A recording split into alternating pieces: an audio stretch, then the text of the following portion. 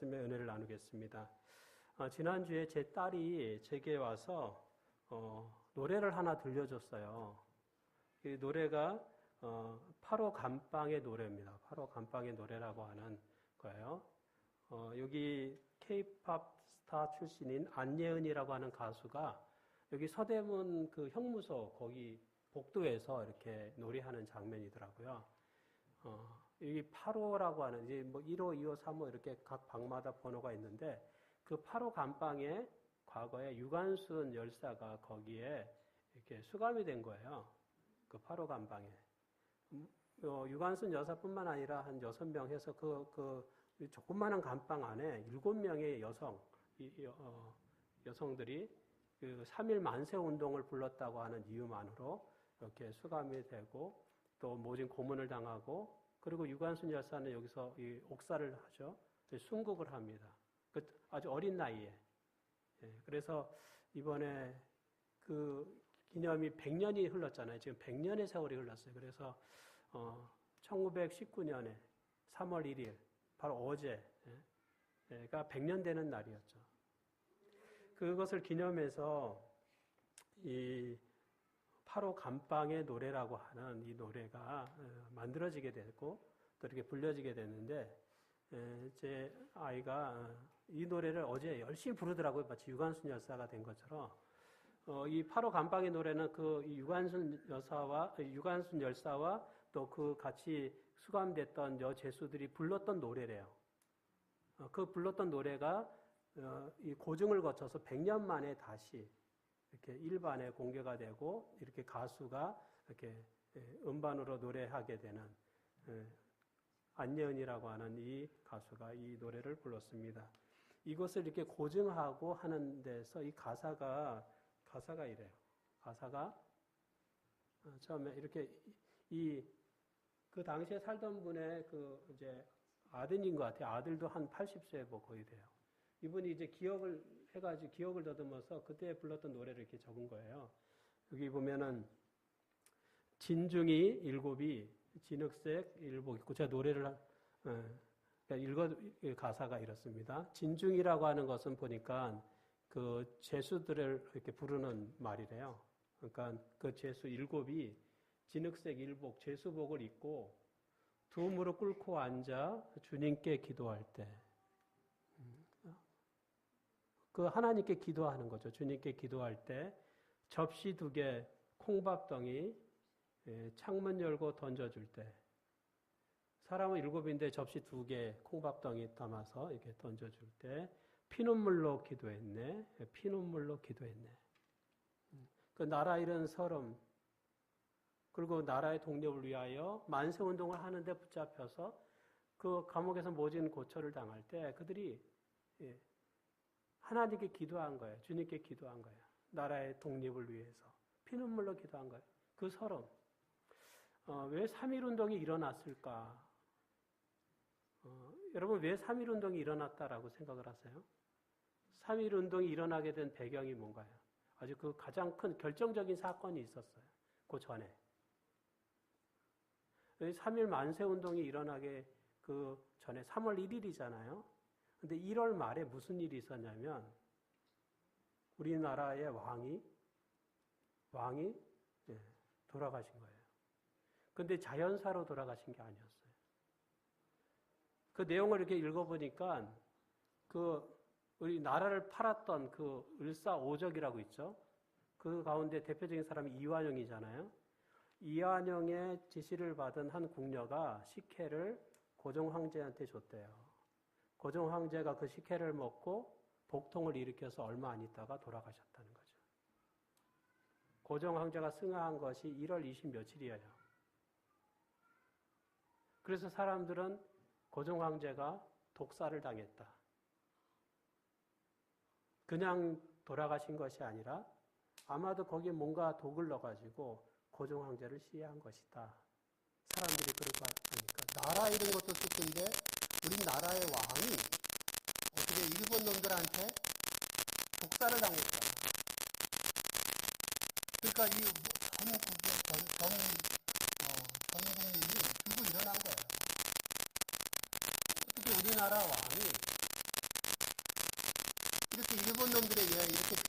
정말 기념 행사하듯이 죽어야 되냐. 그래서 이거는 어른들뿐만 아니라 중학교, 초등학교 어린 애들까지 다 일어나가지고 만세운동을 하는데 그 만세운동을 하다가 유관순 열사의 아버지가 총에 맞아 죽습니다. 거기에 항의하는 엄마가 또 총에 맞아 죽어요. 그리고 유관순 열사도 독립 만세운동을 부르다가 이 8.5 감방에 이제 갇히게 되죠. 그러니까 정말 기도하는데 그냥 기도가 나는 게 아니잖아요. 나라를 잃고 왕을 잃고 지도자를 잃고 아무것도 없는 정말 이 감옥 속에서 그리고 모진 고초를 당하면서 그들이 기도할 때 그냥 그 기도는 그냥 보통 기도가 아니에요. 여기 뭐라고 피눈물로 기도해. 이게 노래예요, 노래. 그들이 감옥 속에서 이렇게 노래를 부른 것입니다. 또 다른 노래가 그 다음에 이어지는데 이런 노래. 대안이 살았다. 대안이 살았다. 산천이 동하고 바다가 끓는다. 에헤이 대헤이 에헤이 대헤이 대안이 살았다. 대안이 살았다. 여러분 지금 나라는 일본 놈들한테 1910년에 이미 뺏겼어요. 그러니까 아마 조금씩 나라를 뺏긴 거예요. 나중에는 이제 왕을 죽여도 뭐라고 할 사람이 없을 만큼, 황후를 죽여도 뭐라 할 사람이 없을 만큼 세상이 그렇게 돼버린 거예요. 나라는 죽었어요. 대한제국은 죽었어요. 그런데 그들은 감옥 속에서 계속 뭐라고 그럽니까? 대한은 살았다. 우리나라는 죽지 않고 살아날 것이다. 지금은 일본의 압제 가운데 있지만 반드시 살아날 것이다. 감옥에서 외치고 부르는 거예요. 여러분 100년의 세월이 흘렀습니다. 그들의 외침과 그들의 간절한 기도가 응답이 됐나요? 100년의 세월이 흘른 지금 우리는 자유로운 세상에서 독립된 조선에서 살아가고 있죠. 지금 길거리에 나가서 태극기를 들고 만세를 불러도 누가 총 쏘는 사람 없습니다. 태극기를 휘날린다고 하고 누가 감옥에 잡아가는 사람이 없어요. 그러나 지금으로부터 100년 전에는 태극기만 들어도 잡아가던 세상이었어요. 만세를 불러도 잡아가는 세상. 심지어는 한국 사람이 한국말을 해도 학교에서 한국말 한다고 선생님한테 뺨 맞았던 시대가 그 시대예요. 제가 그 얘기를 들었어요. 말도 한국말을 못해요. 일본말을 해야 돼요. 한글을 써도 안 돼요. 그러던 시대가 바로 100년 전의 세상이었어요. 그런데 그들의 간절한 기도가 울림이 되고 울림이 되어서 우리나라가 이렇게 자유로운 나라가 된 것은 이렇게 헌신적으로 나라를 위하여 희생했던 분들의 그 수고와 그 헌신이 쌓여가지고 우리가 그 혜택을 보고 있는 것이라고 하는 것이죠. 제가 지난번에 이 다니엘서를 이렇게 읽는데요. 다니엘서 2장을 읽으면서 이 다니엘서 2장을 읽으면서 마치 최근에 우리나라 이 100주년이 되는 이 임시정부 3.1운동 100주년이 되는 이때와 더불어서 이게 같이 이렇게 좀 오버랩이 되면서 이게 느껴지는 거예요. 왜냐하면 이스라엘도 우리나라처럼 나라의 국권을 뺏기고 나라가 완전히 망했던 때가 있어요. 그게 바로 바벨론에 의한 것이었습니다. 이스라엘이 원래는 이 12지파로 이루어진 나라잖아요. 근데 이 솔로몬의 아들이 정치를 잘 못해가지고 나라가 두 쪽이 났어요. 지금처럼 남북한처럼 이렇게 나눠졌어요. 그래서 북쪽을 북방 이스라엘이라고 그래요. 왜냐하면 이스라엘 10개 지파가 모여있는 나라이기 때문에 북방 이스라엘. 그리고 남쪽은 유다 지파랑 베냐민 지파 두 지파만 남았어요. 그래서 남방은 유다라고 얘기했습니다. 남방 유다. 그 남방 유다에서, 그러니까 북방 이스라엘은 또 아수르에서 일찍 멸망하고, 그리고 세월이 쭉 지나다가 이제 이 남방 유다 하나 남았는데 그것도 이제 바벨론 느부갓네살 왕이 쳐들어와서 이 남방 유다도 완전히 망하게 됩니다. 그래서 포로로 끌려가서 많은 사람이 죽었습니다. 그냥 다 포로로 끌려간 것이 아니라 이 바벨론이 쳐들어왔을 때 이 이스라엘 사람들이 어마어마한 사람들이 다 비참하게 죽었어요. 그리고 남은 사람을 포로로 끌고 갔습니다. 그때 포로로 끌려갔던 사람이 바로 다니엘이에요.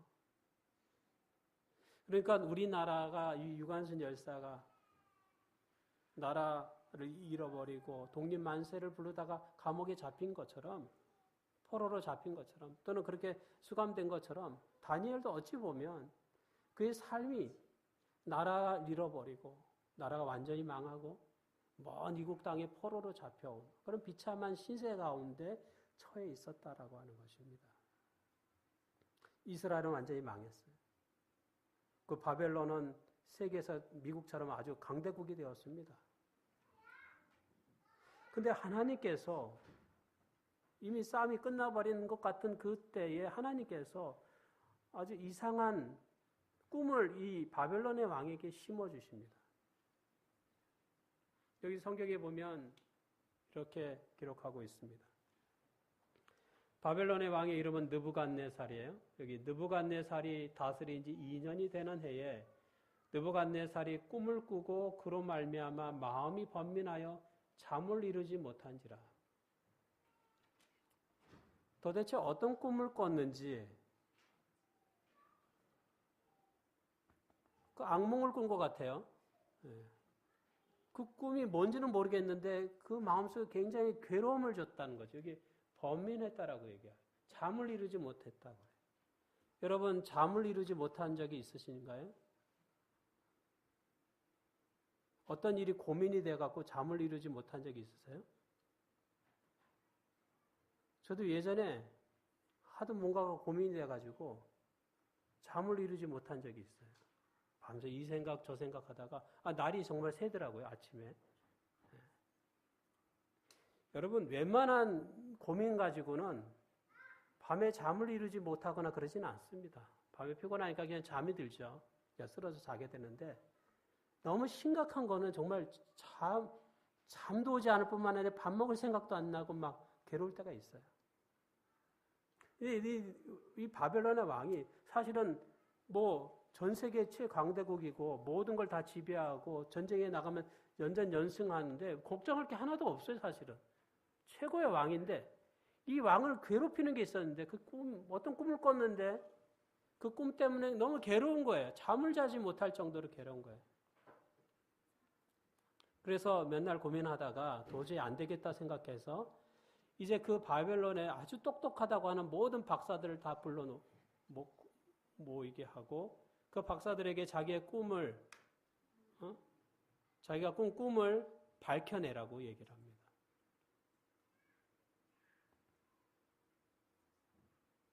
아니, 꿈을 얘기를 해주면 해몽은 하겠는데 자기가 꾼 꿈을 밝혀내라. 여러분, 다른 사람이 꾼 꿈을 어떻게 밝혀냅니까? 상식적으로. 아무리 친한 친구, 아무리 부부가 서로 잘 알아도 우리 집사람이 어젯밤에 무슨 꿈을 꿨는지 알 수 있어요, 없어요? 알 수가 없어요. 알 수 없는 거를 시키는 거예요. 근데 이 왕도 얼마나 답답하면 그걸 시키겠어요. 이 왕도 고민이 되다가 그래, 너희들은 정말 뭐 박사학위도 많이 땄으니까 한번 여러 명이 한번 고민해서 내 꿈을 좀 알아보라. 밝혀내라. 그리고 꿈을 알고 나면 그것에 대해서 설명을 하라. 라고 얘기하는데 박사들이 할 수 있습니까? 없습니까? 여러분, 박사라고 다 할 수 있는 게 아니에요. 박사라고 다 할 수 있는 게 아니에요. 그래서 저희 아버지는 그런 말씀하셨어요.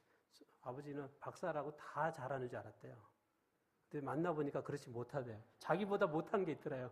그래서 박사들이 나보다 못하는 게 있구나. 그렇게 얘기하는데 박사라고 다 잘하는 게 아니에요. 근데 왕이 너무나 고민이 되니까 내 꿈을 밝혀내지 못하면 너희들은 다 죽은 목숨이라고 얘기하는 거야. 아니, 목숨을 걸고 내가 지금 뭐 그냥 장난으로 얘기하는 게 아니다. 너희 이 꿈을 밝혀내지 못하면 다 죽을 것이다. 죽을 줄 알라. 명령을 내린 거예요. 근데 박사들이 하루 이틀이 지나도 도저히 밝혀낼 수가 없어요. 그래서 왕이시여, 우리가 왕이 무슨 꿈을 꿨는지 얘기만 해주면 정말 기가 막히게 해몽을 해줄 테니까 제발 무슨 꿈을 꿨는지 이야기만 해달라고. 그러니까 왕이 나도 내가 꾼 꿈이 뭔지 모르니까 너희한테 얘기하는 거니까 빨리 밝혀내라는 거예요. 못 밝히면 너희 다 죽는다는 거죠. 근데 하루 이틀 지나니까 뭐 박사들이 못 하잖아요. 그러니까 이제는 얘기를 하는 거예요. 너희들이 내가 정말 우습게 얘기하는 줄 알고 그러나 보네 너희 이제 죽을 줄 알라고 하고 명령을 내려서 정말 이제 다 죽이려고 가는 거예요.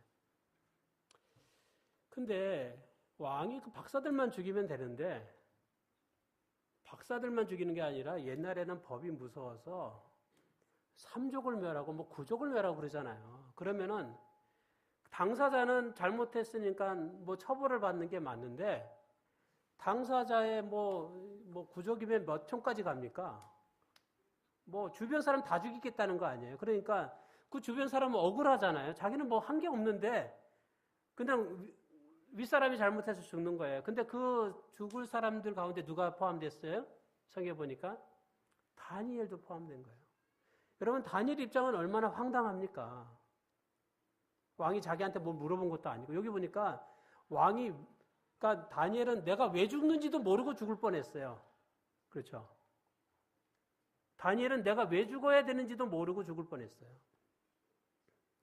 그 왕의 명령을 받은 이 군인들이 막 사람들 죽이려고 막 가는 거예요. 근데 다니엘은 똑똑했기 때문에 그 박사들 밑에서 같이 이 수학했던 사람이에요. 그러니까 그 박사들의 제자가 될 수도 있죠. 이 바벨론의 학문을 이제 배우는 거예요.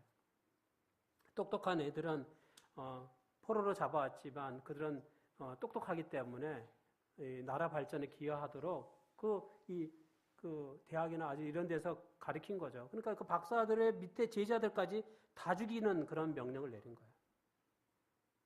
그래서 다니엘이 얘기하죠. 죽인다고 하는데 내가 왜 죽어야 되는지는 알아야 되니까 무슨 이유 때문에 그런지 좀 얘기해달라고 하니까 무슨 얘기를 하는 거예요? 기가 막힌 얘기를 하는 거죠.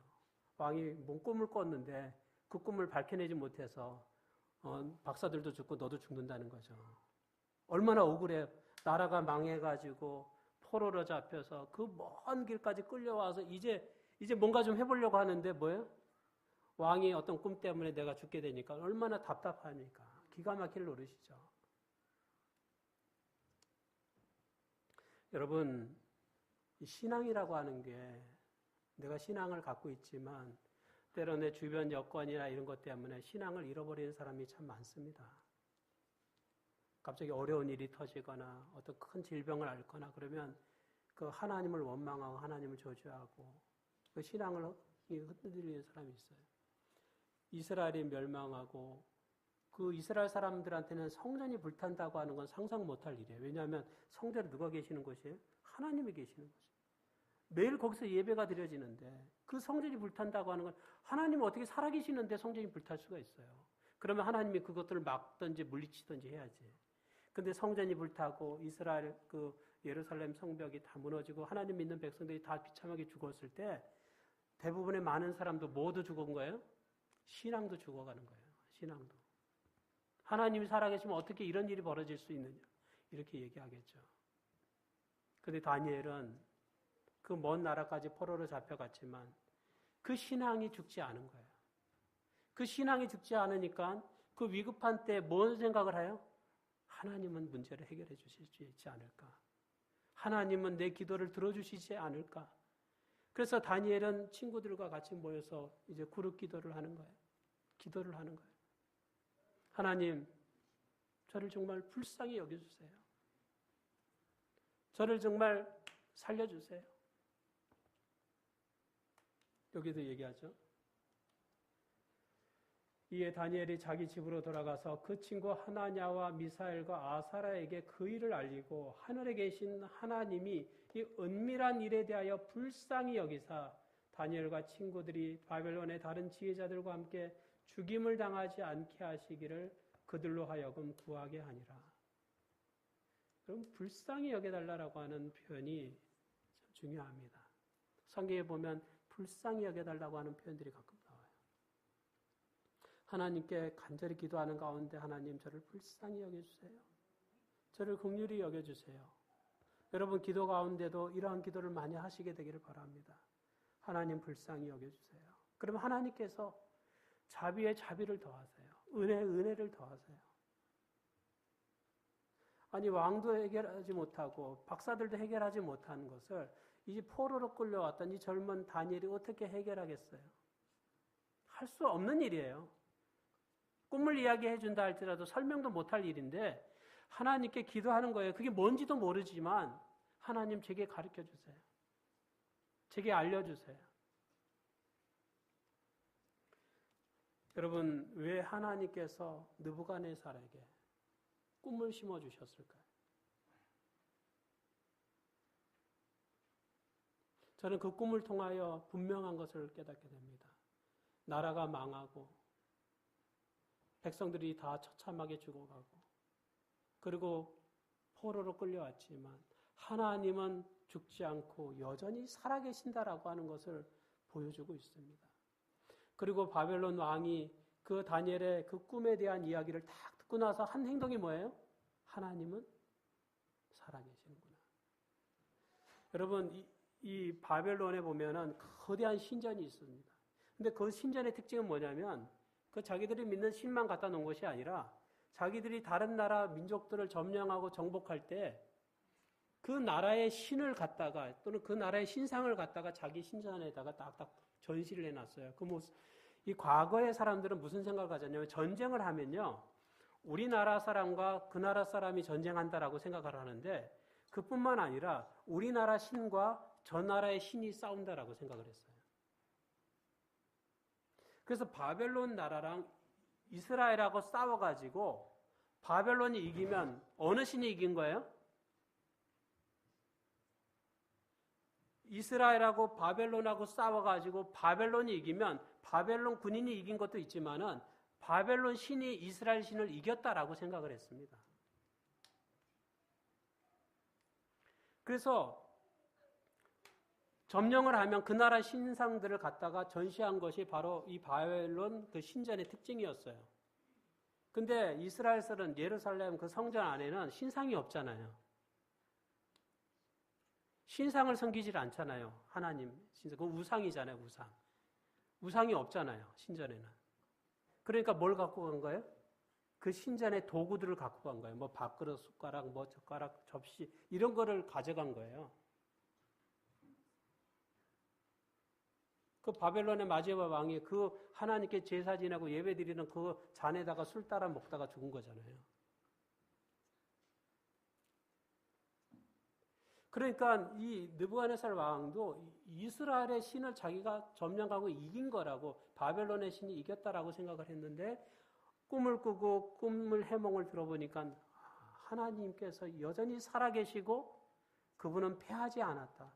여전히 역사를 주관하시는 그러한 신이라고 하는 것을 그들은 깨닫게 되는 것입니다. 그래서 다니엘은 목숨을 걸고 기도합니다.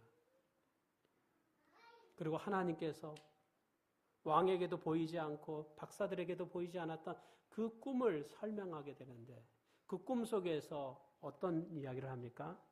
다니엘이 알고서 깜짝 놀랐어요. 자기의 나라를 멸망시킨 그 바벨론에 대하여 얼마나 울분이 가득 찼겠습니까? 근데 그 꿈 얘기를 보니까 그 꿈이 무슨 얘기예요? 그 이스라엘을 멸망시킨 바벨론이 천년만년 살 것이 아니라고 하는 것이었습니다. 그 꿈 얘기는 뭐였냐면 바벨론은 언젠가 멸망할 것이라고 하는 분명한 사실을 가르쳐 준 것이었어요. 이 꿈에서 머리, 가슴, 배, 다리, 그러니까 각 나라가 다 이렇게 나타나는 그런 꿈이죠. 머리는 뭐예요? 금으로 되어 있는데 이건 바벨론을 나타내고, 이건 은으로 되어 있는데 이건 메데바사를 나타내고, 페르시아죠. 그 다음에 헬라, 로마 쭉 이어지는데 이 바벨론이 영원히 지속되지 않을 것이라고 하는 것이었습니다. 근데 여러분 이 느부갓네살 왕이 얼마나 대단한 사람이냐면 어마어마한 이 바벨론 도성을 지었어요. 그 안에 어마어마한 건축물을 지었어요. 마치 지금 세계에서 가장 높은 이 부르즈 칼리파라고 하는 이 두바이에 세워진 이 사막 한가운데 세워진 거대한 건축물이 있습니다. 사막 한가운데다가 세계에서 가장 높은 빌딩을 세웠어요. 부르즈 칼리파라고 하는 그 빌딩을 세웠어요. 느부갓네살 왕은 고대에 그 사막 한가운데다가 이 거대한 도성을 지었습니다. 성벽 두께가 너무 두꺼워서 이 돌로, 이 과거의 방식으로 점령할 수 없는 난공불락의 성이었어요.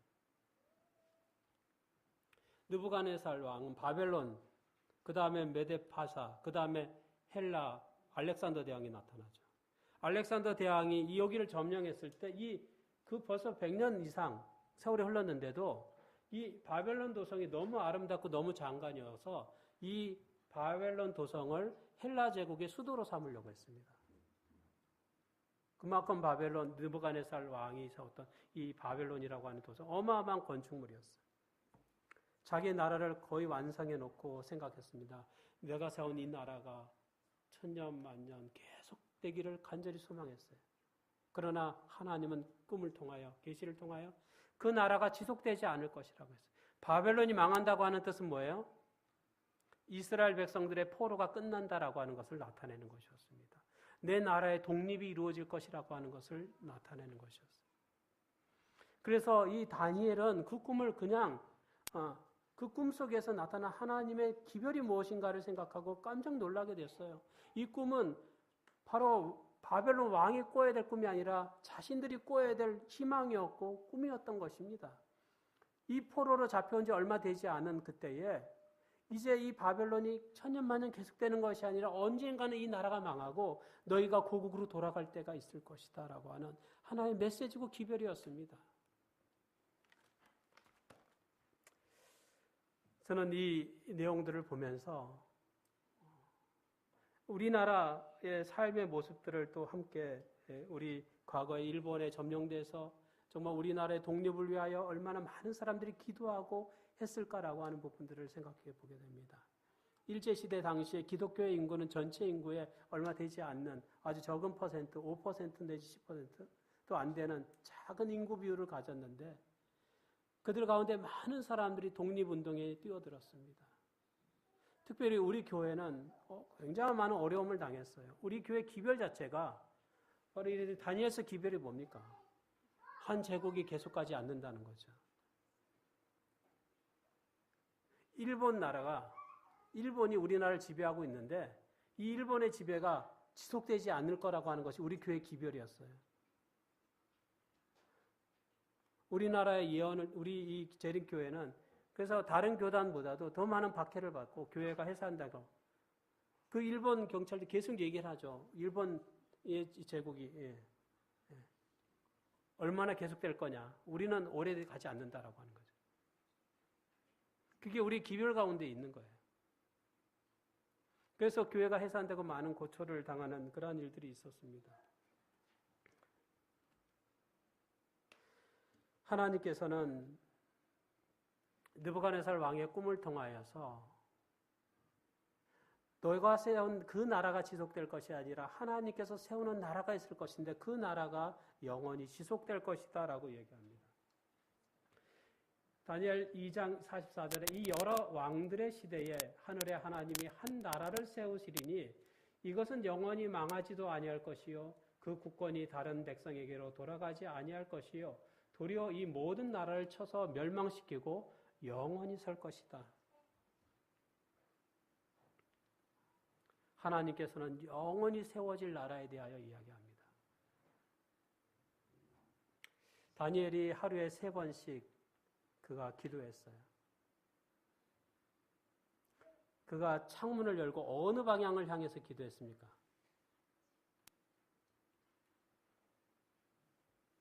어느 방향을 향해서 기도했어요? 다니엘이 기도할 때 아무데나 그냥 향해서 기도한 게 아니에요. 지금 이슬람 사람들도 반드시 그 메카 방향을 향해서 기도하잖아요. 자기 어디 있든지. 그 어떻게 보면 이 성경적인 기초가 있어요. 여기 솔로몬이 성전을 세운 다음에 그가 이렇게 그 성전 낙성식 때 성전을 정말 아름답게 세운 다음에 이렇게 기도합니다. 솔로몬이 주의 종과 주의 백성이 이스라엘이 이곳을 향하여 기도할 때에 주는 그 간구함을 들으시되 주께서 계신 곳 하늘에서 들으시사 사하여 주옵소서. 솔로몬이 예루살렘 성전을 아름답게 지은 다음에 이스라엘 백성이 세계 어느 곳에 가든지 이 성전을 향하여 기도할 때 하나님께서 그 기도를 들어주시고 그들의 죄를 사해달라고 기도합니다. 이 다니엘이 포로로 잡혀갔지만 아주 먼 나라로 끌려갔지만 그는 이 예루살렘 성전이 있는 방향의 창문을 열어서 그 방향을 향해서 아침과 저녁과 아침, 점심, 저녁 하루에 3번씩 기도를 했어요. 그런데 여러분 생각해 보세요. 그가 기도하고 있는 그 예루살렘의 성전은 어떤 상황이에요? 솔로몬이 아름답게 세워졌던, 그리고 희생 제사가 드려지고 제사장들이 날마다 성전 예배를 드렸던 그런 성전입니까? 그런 성전이에요? 아니에요. 지금 다니엘이 성전의 방향을 향하여 기도하고 있지만 그 지금 성전의 실체는 어때요? 그 성전은 회파되고 그 성전의 도구들은 다 뺏겨서 이미 바벨론으로 다 빼앗겨가고 제사장들, 많은 사람들이 죽임을 당하고 지금 제사 제도나 예배가 제대로 진행되지도 않을 그런 다 무너지고 회파되고 어찌 보면 이제는 쓸모가 없어진 것 같은 그런 성전을 향해서 지금 다니엘이 기도하고 있는 거예요.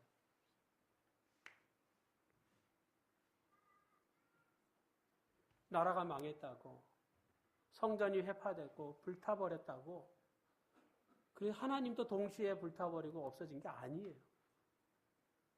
그는 그 방향을 향해 기도하지만 그 성전은 이미 회파되고 성전의 도구들은 다 빼앗긴 상태지만 그 마음속에는 여전히 살아계신 하나님을 향하여 기도하고 있는 것입니다.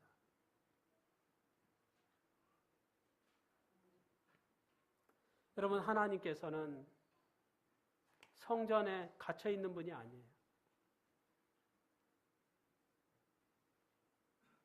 다니엘은 기도하면서 이 나라의 독립을 위하여 기도하고 포로로 잡혀온 내 백성의 회복을 위하여 기도했습니다. 그리고 그가 느부갓네살 왕의 꿈을 해석하면서 그가 봤던 그 비전처럼 하나님이 보여줬던 그 은밀한 것처럼 그 나라가 지속되지 않고 결국에는 망하고 이스라엘 백성이 회복이 될 것이고 그거에 대한 꿈을 가지고 기도한 것이죠. 그래서 사자굴에 잡혀 들어가면서도 기도를 멈추지 않은 이유는 바로 그러한 이유 때문에 그래요. 그가 기도를 멈출 수 없어요. 다니엘은 어찌 보면 그 바벨론 그 도성에서 그는 그 스스로가 독립운동을 하고 있는 것입니다. 그 스스로가 회복을 위하여 기도하고 있는 거예요. 그 백성을 위해서 기도하고 있는 거예요. 파로실 감방에서 유관순 열사와 그 정말 이름도 알 수 없는 그런 이 죄수들, 우리 그냥 평범한 국민들이 잡혀서 그들이 노래 부르잖아요. 대하는 살았다, 대하는 살았다. 정말 피눈물로 기도하면서 무슨 기도를 했을까요? 어떤 기도를 했을 것 같아요? 이 나라가 회복이 되고 나라가 독립이 되고 그것을 소망하면서 기도하면서 대한은 반드시 살아날 것이다. 대한민국은 반드시 다시 독립할 것이다. 일어날 것이다. 라고 하는 소망을 가지고 기도하잖아요. 다니엘이 창문을 열고 기도할 때 그는 자기의 민족이 회복될 것을 향하여 바람을 가지고 기도해요. 그러면서 마침내 이 바벨론이 무너지고 메데 바사의 고레스가 이스라엘 백성들의 그 귀한 영을 내려요. 이제 고국으로 돌아가라.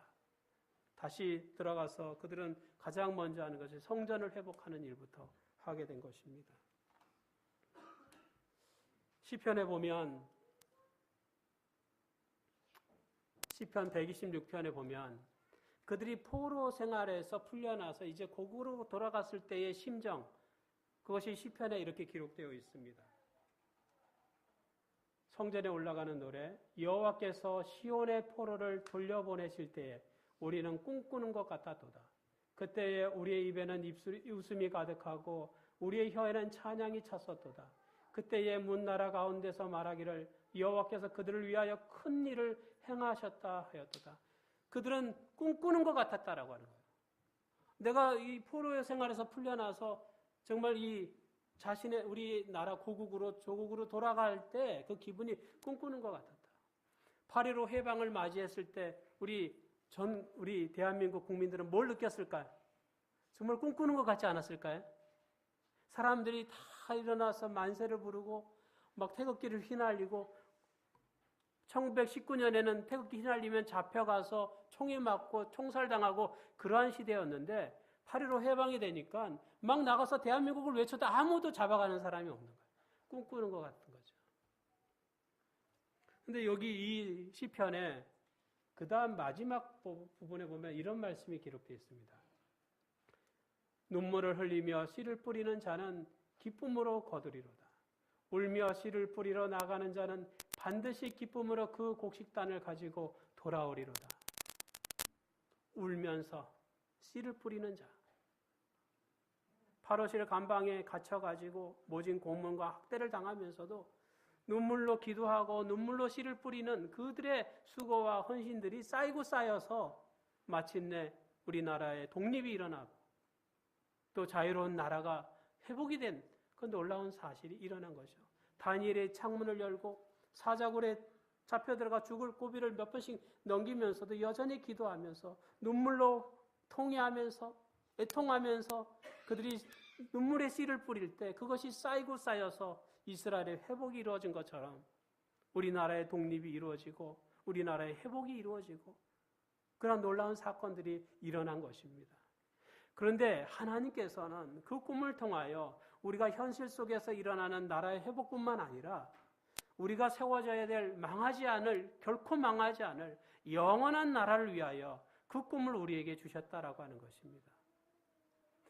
우리에게 회복돼야 될 나라, 이스라엘이 독립이 되고 또 우리나라가 해방이 되고 그러면서 국권이 회복이 되는 그 사건이 우리에게 필요한 일이지만 또 더불어서 우리 그리스도인들 안에는 우리 안에는 또 영원한 나라가 다시 회복이 되는 사건이 우리 가운데 일어나야 된다라고 하는 것입니다. 우리 안에 하나님의 나라가 회복되는 우리 삶 속에 하나님의 나라가 회복되는 그러한 사건들이 일어나야 된다고 하는 것입니다. 그런데 이 나라는 저절로 회복되는 것이 아니라 여기 말씀처럼 눈물을 흘리며 씨를 뿌리는 자가 기쁨을 거두는 거예요. 눈물로 통회하면서 우리의 죄를 자복하는 사람들이 그 나라를 회복하는 것입니다. 그냥 저절로 영원한 나라가 회복되는 것이 아니에요. 우리의 신앙이 저절로 유지되는 것이 아닙니다. 우리가 정말 기도하고 간절히 하나님께 붙들어 기도하고 울면서 기도할 때 우리의 신앙이 회복이 되는 것이고 이 영원한 나라가 하나님이 약속하신 영원한 나라가 회복이 되는 거예요. 그래서 마침내 하나님이 준비하신 그 영원한 나라에 우리가 들어가게 될 것입니다. 여러분 우리의 삶 속에서도 정말 눈물로 씨를 뿌리는 그러한 경험이 있게 되기를 바랍니다. 우리의 삶 속에서도 정말 눈물로 회개하는 그 기도의 삶이 있게 되기를 바랍니다. 그래서 우리 안에 작은 천국이 회복이 되고 하나님의 영원한 나라가 우리의 삶 가운데 회복이 되는 놀라운 역사가 일어나게 되기를 간절히 바랍니다. 우리 재림교회 신앙의 역사를 보면 일제시대 때 교회가 다 해산이 됐을 때 교회를 갈 수도 없어요. 교회가 다 문 닫았어요. 그러나 마음속에는 신앙이 불타고 있는 거예요. 신앙하는 것이 불법이에요. 신앙생활을 하면 잡혀가요. 고문을 당해요. 그렇지만 우리 재림 성도들은 여전히 신앙의 불꽃을 가지고 가평 정목리라고 하는 곳에 가서 거기서 원래 신앙생활을 했습니다. 여러분 신앙은 우리의 마음속에 주어진 아무도 뺏어갈 수 없는 거예요. 그런 불타는 신앙을 우리가 소유하게 되기를 바랍니다. 내게 조금 안 좋은 일이 있다고 해서 신앙을 포기하는 그건 참된 신앙이 아니라고 생각해요. 신앙은 다니엘처럼 포로로 잡혀갔지라도 여전히 마음속에서 불타오르는 그러한 것이 신앙입니다. 비가 온다고 눈이 온다고 오늘은 교회를 못 가겠네. 아니에요. 눈이 오나 비가 오나 마음속에 신앙이 불타고 있는데 어떻게 교회를 안 갈 수가 있어요? 어떻게 교회 오는데 이렇게 늦장을 부릴 수가 있겠어요? 우리가 예배가 10시부터 준비가 되는데 여러분 조금 서두르세요. 10시까지 교회 오셔서 함께 교과 공부하고 또 예배를 드리고 충분하게 이 예배에 참여하게 되기를 바랍니다. 우리의 신앙이 다니엘처럼 정말 불타오르는 그러한 신앙을 우리가 갖게 되기를 바랍니다. 우리 안에서 영원한 나라가 회복되는 그 놀라운 경험이 우리 속에도 있게 되기를 간절히 바라면서 말씀 마치겠습니다.